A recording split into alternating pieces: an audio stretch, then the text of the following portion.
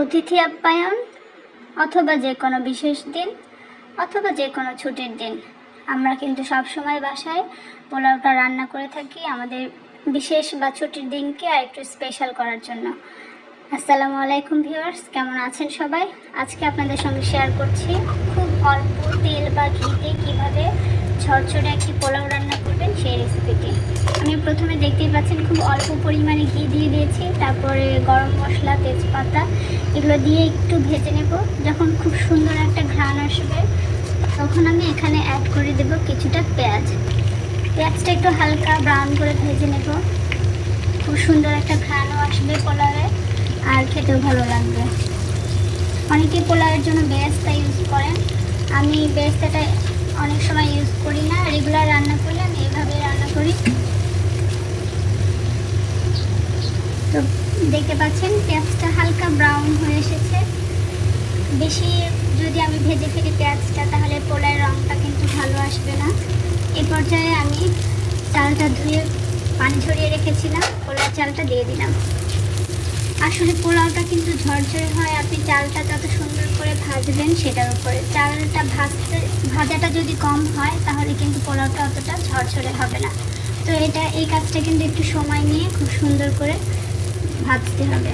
আমার চালটা প্রায় ভাজা হয়ে এসেছে। এই পর্যায়ে আমি কিছু কিশমিশ আর দিয়ে দিলাম একটু আদা বাটা।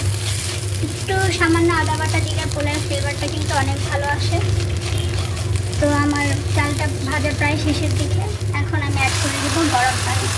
পোলাওটা ঝরঝরে হওয়ার জন্য আরেকটা গুরুত্বপূর্ণ টিপস কিন্তু এটি, পোলাওটা রান্না করবেন সবসময় একদম ফুটানো গরম পানি দিয়ে, দেখবেন খুব সুন্দর ঝরঝরে হবে। আমি এখানে দিয়ে দিলাম লবণ আর কাঁচামরিচ দিয়ে ঢাকনা দিয়ে ঢেকে পানি শুকিয়ে আসা পর্যন্ত রান্না করে নেব। দেখতে পাচ্ছেন পানিটা প্রায় শুকিয়ে এসেছে। এখন একটু নাড়া দিয়ে আমি এখানে অ্যাড করে দেব 1 কাপ গরম দুধ। এই গরম দুধটা দিলে কিন্তু পোলাওয়ের কালারটা অনেক সাদা হয় আর খুব ভালো লাগে খেতে।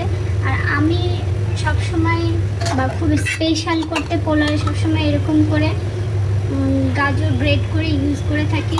এইটার কালারটা কিন্তু খুব সুন্দর আসে। আর ফ্লেভারের জন্য লাস্টের দিকে আরেকটু ঘি অ্যাড করে দিলাম, দিয়ে একটু নেড়ে এটা দমে রেখে দেব একদম শুকিয়ে ঝরঝরে হয়ে আসা পর্যন্ত।